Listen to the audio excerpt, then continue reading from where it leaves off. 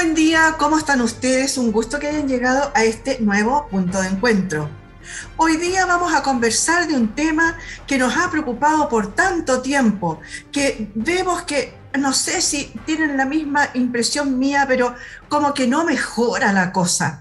Me refiero a todo el tema de seguridad, de la violencia, de toda la delincuencia que hay en este momento en nuestro país, a lo largo de todo el territorio. Vamos a conversar con una persona que está justamente metida en medio de esto. Él es Juan Carlos Hidalgo, es fiscal del Sistema de Análisis Criminal y Unidad de Focos Investigativos. ¿Cómo está? Muy buen día, muchas gracias por recibirnos. Muy buen día, Miriam. Muchas gracias a ustedes por invitarme.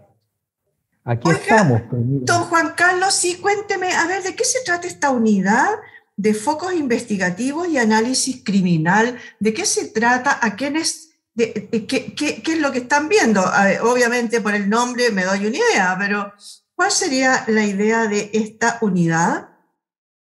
Mira, esta unidad nace el año 2017 producto de una ley de fortalecimiento del Ministerio Público que amplió la planta con una cantidad mayor de fiscales y otros funcionarios también del Ministerio Público, de la Fiscalía de todo el país, y nace justamente porque nuestras autoridades se dieron cuenta de que había que poner el acento en una investigación inteligente de los delitos. Por eso es que se llama focos investigativos y análisis criminal, porque nosotros tenemos analistas, personas dedicadas al 100% a revisar el ingreso de denuncias, tanto de carabineros, investigaciones, como también de estas denuncias anónimas que las personas pueden hacer, a estas denuncias seguras, ¿no es cierto? Y a información que ellos también puedan mantener. Y eso se analiza y luego de analizar, estos analistas nos entregan los insumos y nos dicen, a ver, mire fiscal, aquí en tal población están ocurriendo muchos delitos de esta especie o de otro tipo de especie. Nosotros tenemos un catálogo de delitos que vemos donde entran los robos, donde entra el tráfico de drogas dentro de su manifestación como tráfico de pequeñas cantidades o tráfico de muchas cantidades de droga, armas, en general los delitos de robo y delitos de secuestro, es lo que fundamentalmente nosotros vemos como catálogo de los delitos, ¿ya? Y con eso nosotros tomamos contacto con la policía y ellos siguen trabajando y averiguando qué es lo que se puede hacer finalmente, si se puede detener a personas, se puede imputar delitos y seguir causa en contra de determinados sujetos que se dedican a esos delitos. Perfecto. Ahora, dentro de ese catálogo de criminalidad, digamos, ¿cuáles son los delitos que más recurrentes dentro de la zona? Y la otra pregunta, ¿ustedes esta unidad funciona para San Bernardo, Calera, Buin, Paine, algunas comunas o solamente para la zona de San Bernardo? A ver, nosotros funcionamos en base a todas las comunas que son parte de nuestra Fiscalía Occidente. Ah, ya, La región metropolitana está dividida en 4 fiscalías. sí. Fiscalía Centro-Norte, Oriente, Sur y Occidente. Y dentro de la Fiscalía Occidente, nosotros como Fiscalía de Focos Investigativos, abordamos todas las comunas que forman parte de la Fiscalía Occidente, desde Curacaví por el norte, Pudahuel, Maipú, Cerrillos, Calera de Tango, Buin, Paine y, por cierto, San Bernardo. San Bernardo nos entrega, por cierto, mucho insumo para nosotros poder investigar. Oye, eso que les dices tú que les entregan muchos insumos para investigar, ¿es porque es una comuna demasiado extensa o es porque además de ser extensa tiene mucho tema delictual? Ambas cosas. En Ah, primer término, San Bernardo es prácticamente una ciudad al lado de Santiago. Son ujú. estos focos urbanos que son bastante habitados, ¿no es cierto? Que hay bastante población concentrada junto con Puente Alto, por decir alguna otra comuna, Maipú, por decir otra comuna, ¿no es cierto? Hay bastante población urbana acá en esta zona de San Bernardo, pero por otro lado también tenemos todos los fenómenos delincuenciales de la zona sur de Santiago. Vale decir, tenemos mucho tráfico de drogas, tenemos muchas armas circulando.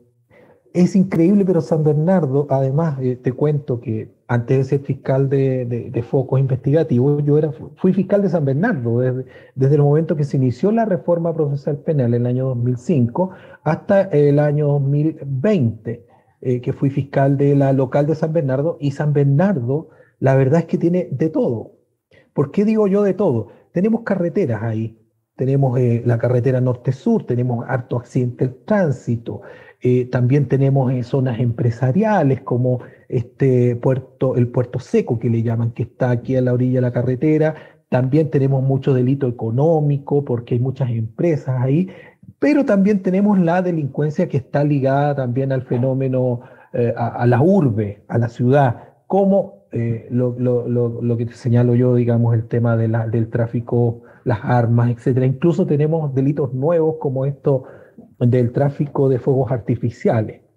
Tenemos bastante violencia intrafamiliar por la alta concentración de población, ¿no es cierto?, que vive en San Bernardo, que es una comuna dormitorio, y pues, también por el nivel de hacinamiento y de privación social de algunos sectores de la comuna.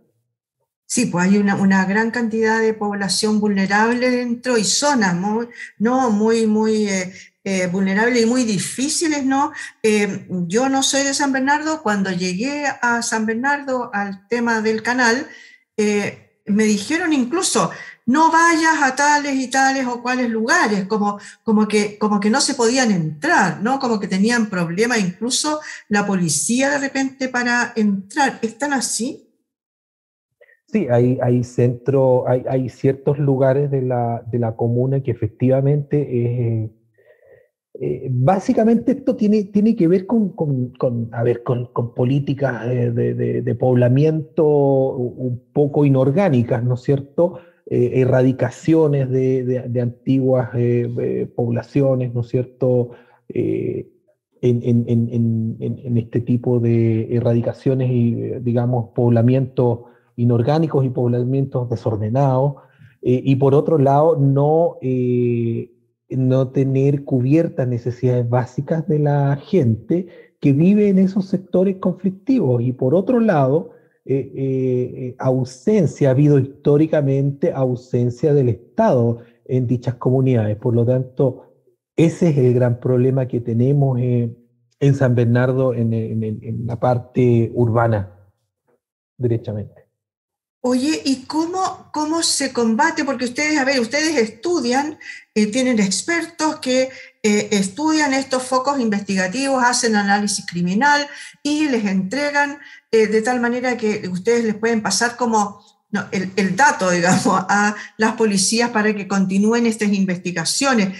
¿Cómo llegan a resultados? Porque últimamente hemos visto con bombos y platillos, se mostró, por ejemplo, la detención de la banda de los macacos, por ejemplo, que también tenía una pata dentro de San Bernardo, tengo entendido. Sí. Si bien es cierto, lo tomaron en Puente Alto, ¿no? ¿Cómo lo Sí, hacen? lo tomaron en la Florida, de hecho. En la En la Florida, tienes Florida, razón. porque era fiscal, un colega conocido mío, amigo, Jorge Martínez, de la Florida comenzó la investigación, tenía unos tentáculos allá en Puente Alto y además tenía alcance también en la comuna de San Bernardo. Bueno, esas son cosas que los policías y los fiscales vamos descubriendo con el tiempo. Esto no es una investigación de un día para otro. Ese insumo que nos entregan los analistas, ese análisis, va generando una suerte de, creo que estos mapas de calor, donde se van coloreando sectores donde ocurren más cantidad de delitos, más cantidad de delitos que atentan en contra de las personas. Estamos hablando de, por ejemplo, robos de automóviles, robos de casa, microtráfico, porte de armas, etcétera. Y conforme uno el analista le va planteando a unos ciertos sectores calientes que se llaman, ¿no es cierto?, donde el colorcito es más intenso. En esos sectores uno va ya después, ¿no es cierto?, dándole órdenes a la policía diciéndole, mira, acá hay un lugar donde hay muchas denuncias de X delito. Vamos a ver qué pasa, tomemos contacto con las víctimas. En el caso del tráfico, mira, tenemos varios domicilios donde están vendiendo. Generemos la figura, que hay una figura en la ley de drogas que se llama de agente revelador, donde uno le autoriza con nombre y apellido a un funcionario para que él vaya a comprar droga. Él va en varias oportunidades, compra droga y después llega un informe y nos dice, fiscal, mire, tengo 5, 6, 7 domicilios donde venden droga y me vendieron durante junio, julio, tantas veces. Y con ese producto de la investigación que realiza ya sea Carabineros o la Policía de Investigación, nosotros pedimos medidas intrusivas al tribunal. ¿Qué son esas medidas intrusivas? Órdenes de detención, órdenes de entrada y registro. Podemos pedir también interceptaciones telefónicas. Dentro de las interceptaciones telefónicas, ¿qué podemos pedir nosotros? Georreferenciación, vale decir desde qué antena están hablando los sujetos que están delinquiendo, qué llamadas tiene saliente, qué llamadas tiene entrante, y eso nos va fortaleciendo la investigación y también se produce esto a que aludías tú, digamos, con la investigación de los macacos, y que van surgiendo brazos por distintos lugares. Porque esto no solamente nosotros podemos quedarnos investigando San Bernardo, podemos irnos para distintos lados. De hecho, hay investigaciones que se han ido hasta el extranjero. Perfecto. Sí, claro. porque, a ver, a mí me llamaba la atención justamente con el tema de los macacos, es que tenían brazos para distintas comunas, que pertenecen a distintas, por lo tanto, también fiscalías. Y debe haber llegado un momento en que, claro, se cruzaron, ¿no es cierto? O se piden, o decir, oye, nosotros estamos haciendo esta línea investigativa y resulta que llega hasta tu comuna. ¿Por qué no sigues esto? Un poco es eso, porque hoy día la delincuencia no está ubicada solamente en un lugar, ¿no? Me da la impresión de que las redes han ido creciendo. Claro, no, definitivamente la delincuencia no funciona en base a mapas ni a límites. O sea, nosotros lo estamos viendo todos los días y de hecho uno se va como arrancando, por decirlo de alguna manera, y entre comillas, de nuestra jurisdicción, de nuestra competencia, del lugar donde trabajamos.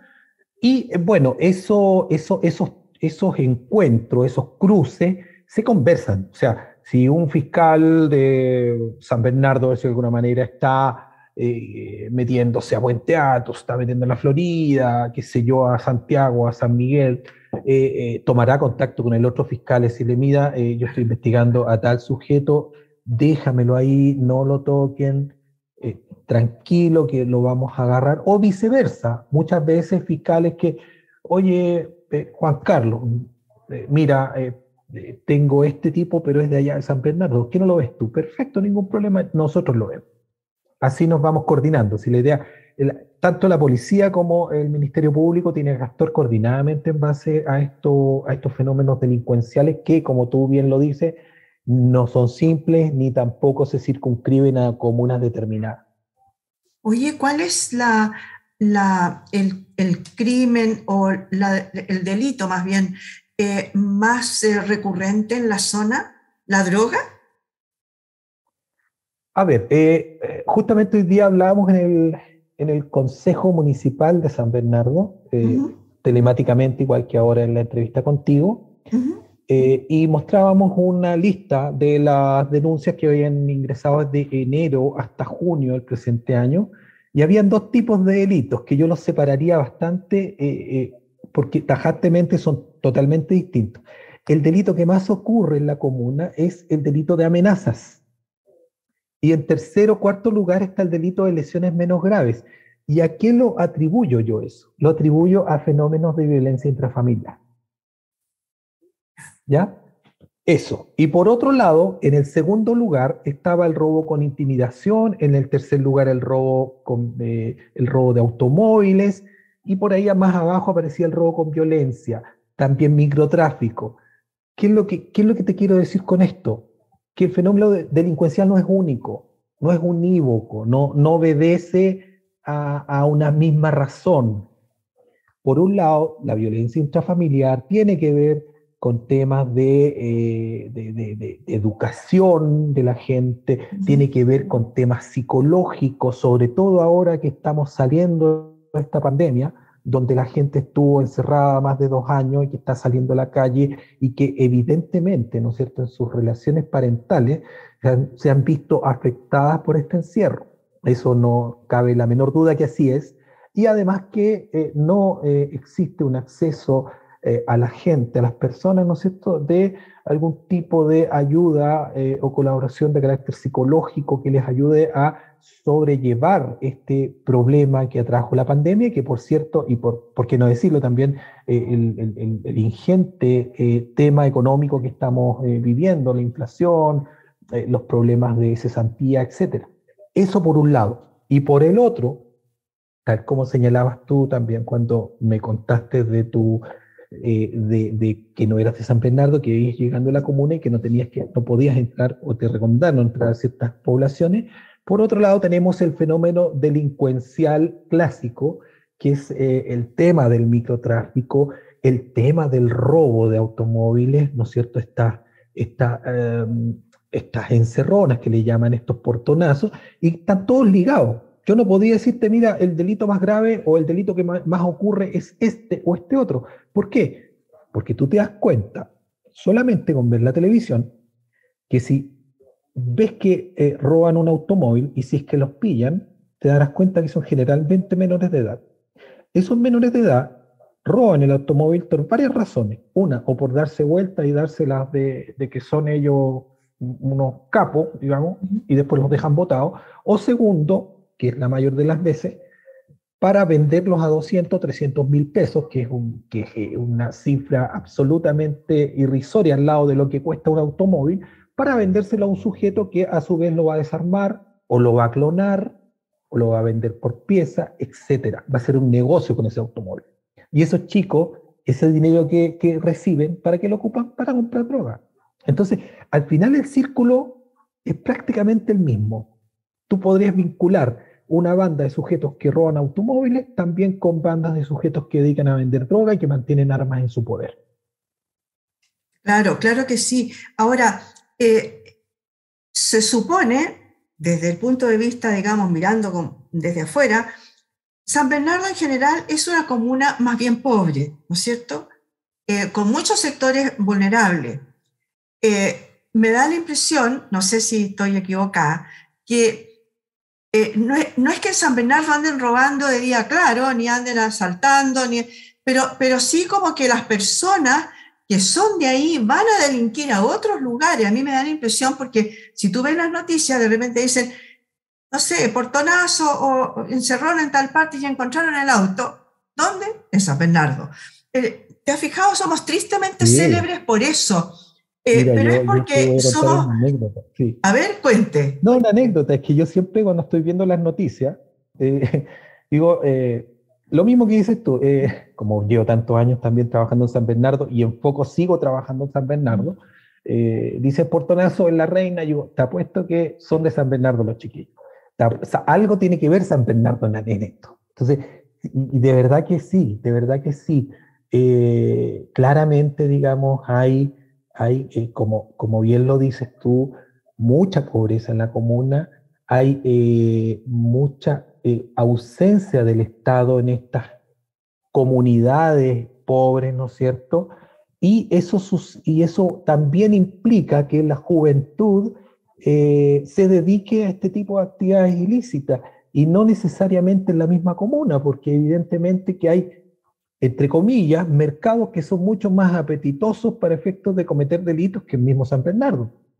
Comunas del sector oriente de la capital, robos en lugares habitados, en mansiones, en casas grandes, robo de vehículos de alta gama, que no se ve muy seguido tampoco en las comunas pobres como San Bernardo, pero sí en otras comunas, digamos, del sector alto de la capital. Por lo tanto, son muchachos que salen a delinquir afuera, pero que sin embargo son de la comuna. Ya, y cuéntame, a ver, dentro de eso mismo, es factible de...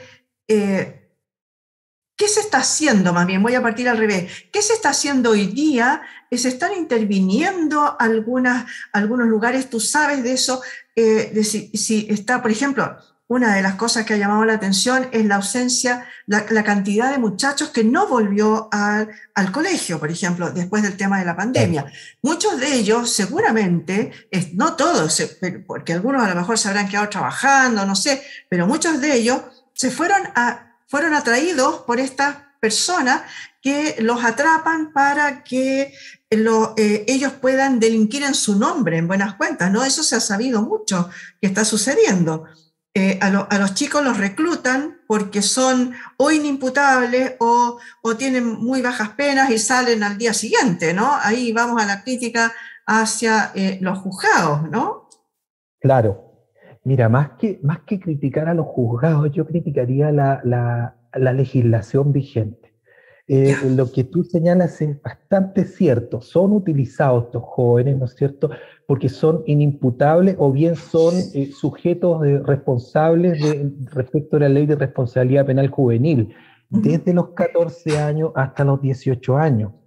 Y el tratamiento que se le hace a ellos dentro de ese espectro de edad, desde los 14 a los 18 años, es diverso, totalmente diverso a un sujeto, un joven que es mayor de 18 años, que derechamente, si es sorprendido realizando un delito de estas características, estamos hablando de un robo con intimidación, un robo con violencia, si no tiene antecedentes, es muy probable que caiga preso, ¿ya? Ahora, en este rango de edad, entre los 14 y los 18 años, los jóvenes son penalmente responsables, pero como tú bien dices, ¿no es cierto?, las penas son menores. Se les bajan las penas a ellos y tienen un abanico más importante o un abanico más extenso a optar en el caso de ser condenado.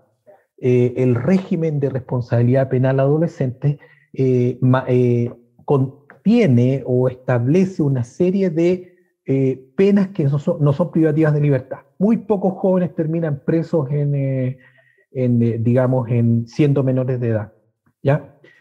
Les dan libertad, se llama libertad asistida simple, libertad asistida especial, en ciertos regímenes que son vigilados, ¿no es cierto?, por organismos especializados, pero, por cierto, y en buen chileno, les sale bastante más barato que a un mayor de 18 años. No es mi área decirte qué es lo que se está haciendo a nivel de reinserción, pero por lo que yo te contaba adelante, que participo en consejos de seguridad comunal, hay ciertos equipos, hay, digamos, una red social más o menos importante que está tratando de prevenir los hechos delictuales y, por otro lado, ¿no es cierto?, tratar de involucrar a las comunidades dentro de esto de la prevención del delito y de la reinserción escolar de los jóvenes. O sea, hay preocupación por parte de la municipalidad y además la ley, por otro lado, estamos criticando una ley, ¿no es cierto?, que es de los menores de edad, pero por otro lado, la ley de municipalidades obliga a las municipalidades a tener planes de seguridad comunal.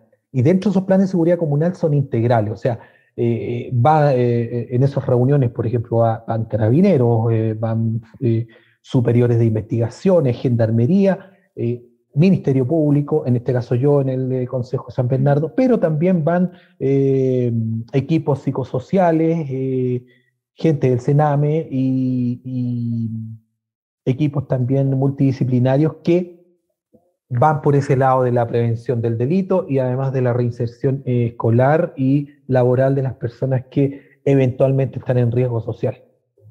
Oye, y en ese sentido, ¿tú has visto de alguna manera una cierta política pública que permanezca más allá, que trascienda más allá del gobierno de turno? ¿O es cada vez borremos esto y empecemos de nuevo? Hay un pasado de la posta, digamos, al que viene, para decir, mire, vamos con este proyecto hasta aquí tiene, usted lo continúa. ¿Existe eso o nos vamos en la pura cosa de la política pequeña en la que peleamos porque tú ya no eres de mi gobierno, eres del próximo? Porque de repente como que las políticas se mantienen ahí y se echan a andar y tienen todas muy buenas ideas de la partida, muy buena organización, pero llegan hasta ahí porque en 4 años no alcanzan a hacer nada. Y llega el otro y vuelta de nuevo. ¿Qué has visto tú en eso? A ver, ¿qué es lo que he visto cuando hubo hubo cambios de alcaldes hace un año atrás, si mal no recuerdo? Claro. Ahora, los organismos se mantienen, las reuniones se mantienen.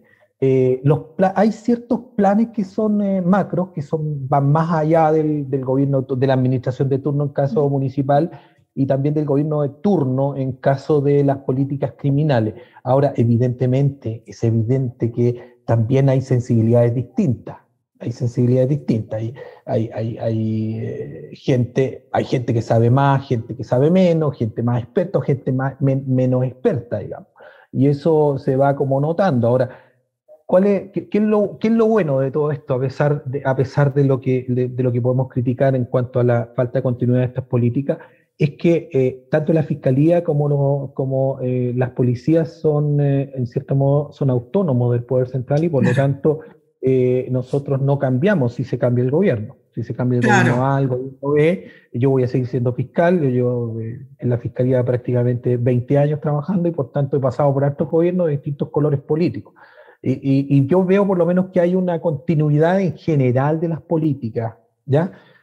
Sí creo que hace falta mucho más. O sea, creo que también nos hace falta cambiar un poco la perspectiva del tema delincuencial. ¿Por qué motivo? Porque creo que los legisladores se quedan como estancados en un tema, en una criminalidad que ya no es tal. Ya la criminalidad va 2, 3, 4, 5 pasos más allá de lo que la ley señala. Los delitos informáticos, los delitos que tienen que ver con todo este tema de las tarjetas de crédito, las clonaciones. Estoy hablando, por ejemplo, también todas estas nuevas formas de criminalidad que han ido surgiendo, los motochorros, que no están establecidos en la ley como tipo penal. Tú no tienes un tipo penal ahí que diga aquel que se moviliza en moto y que te quita tal cosa. Uno tiene que adecuarlo a la situación, pero puede que no, que un motochorro sea mucho más violento que un robo por sorpresa cuando te sacan el celular en la micro. ¿Entiendes? Entonces, eso se echa de menos la preocupación del legislador y de la autoridad frente a las nuevas formas de cometer delitos. En buenas cuentas de ir actualizando un poco la ley, porque en realidad a lo mejor es la forma, porque de repente uno dice, pero pasó algo terrible, con una connotación social, un delito de alta connotación social, y resulta que llegó y lo dejan con la típica, con medidas cautelares de el arraigo nacional y la firma mensual. Entonces, uno no lo puede creer, y a lo mejor es lo que dices tú, falta la tipificación específica dentro de la ley, ¿no? Claro que sí. O sea, a veces falta eso en el tema de la sensación esta de que toda la gente queda libre. También yo creo que hay un cierto sesgo que tiene que ver también con los medios de comunicación. Yo no voy a negar que hay ciertos colegas, ¿no es cierto?, o en ciertas ocasiones no se ha pedido lo que yo podría haber pedido en una audiencia, por ejemplo. Pongamos el ejemplo de este niñito del Instituto Nacional que lo atraparon los carabineros, el delantal blanco, y que quedó con arresto domiciliario total, creo. Algo exacto.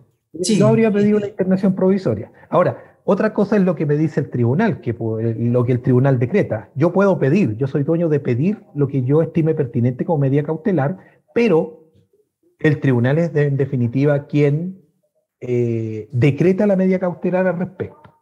Y además, y esto digamos para terminar un poco mi argumento, el hecho que el tipo quede con arresto domiciliario o quede con firma mensual, quede con prohibición de salir del país, qué sé yo, son medidas cautelares, no es el fin de la investigación.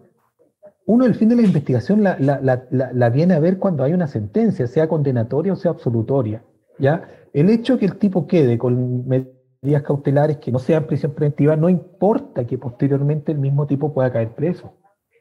No, por supuesto. El problema que tiene la ciudadanía, por lo menos a mí me pasa, es que lo dejaron con, como te digo, con arraigo domiciliario, ya sea total o no. El problema es el tema del control, ¿no es cierto? Porque el tipo, sí, estoy con el control, me voy, pero igual va al supermercado, igual sale, igual. Exactamente. ¿No? Exactamente. De hecho, salió en la prensa también, entre ayer y hoy día, una carabinera que estaba involucrada con un tipo que estaba cumpliendo un arresto, que parece que tenían una relación sentimental o generaron algún tipo de vínculo y el tipo no cumplía y le estaba pidiendo, bueno, y cosas de toda la viña del Señor, pues. Bueno, claro, en realidad el esfuerzo que hacen ustedes es una labor muy buena la que hacen ustedes en realidad. Se demoran harto porque tienen que demorarse harto nomás, de repente también esas son cosas que la ciudadanía no dice, pero ¿cómo? Pasan años de repente, ¿no? Tengo entendido que esta misma de los macacos no fue de un día para el otro, fueron años que se demoraron hasta que pillaron la hebra, digamos, y lograron llegar a ello. Tengo entendido que a raíz de el tiroteo en el espacio riesgo. Claro.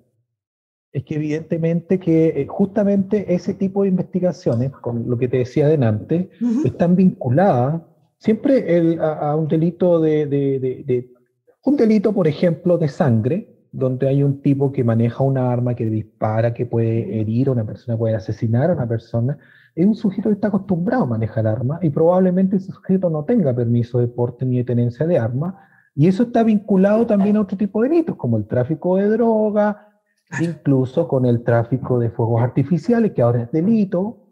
¿Por qué? Porque cuando llega la droga, cuando se muere alguna persona dedicada al narcotráfico, hay disparos de fuegos artificiales. Entonces todo está vinculado. Generalmente estas investigaciones surgen de hechos de sangre, pero terminan en una cosa totalmente distinta, como por ejemplo en el caso de los macacos, que es una banda, ¿no es cierto? Tienes lavado de dinero, lavado activo, digamos, tienes asociaciones ilícitas, tienes un montón de otras figuras que pueden configurarse a partir de este delito, un delito base. Exacto. Oye, pucha, me queda un montón de cosas por preguntarte, pero se nos acaba el tiempo. Te voy a tener que pedir que nos juntemos de todas maneras o que nos vayas a visitar el programa que tenemos en vivo para que te podamos conversar ahí, podamos conversar mucho más rato. Muchas gracias al fiscal Juan Carlos Hidalgo por haber estado hoy día con nosotros. Muchas gracias, Miriam. Bien, dispuesto a colaborar y a estar en alguna otra futura oportunidad. Muchas gracias. Que tengas buen día. Igualmente para ustedes, señoras y señores, conversamos hoy día con el fiscal Juan Carlos Hidalgo. Él es de la Unidad de Focos Investigativos y Análisis Criminal de San Bernardo, de la Fiscalía en realidad, pero que tiene que ver con varias comunas, entre otras, obviamente, con San Bernardo. Se me olvidó preguntarle lo del tema de los focos, qué pasaba con los barrios, todo eso. Bueno, para una segunda oportunidad. Muchas gracias por haber estado hoy día con nosotros en este punto de encuentro.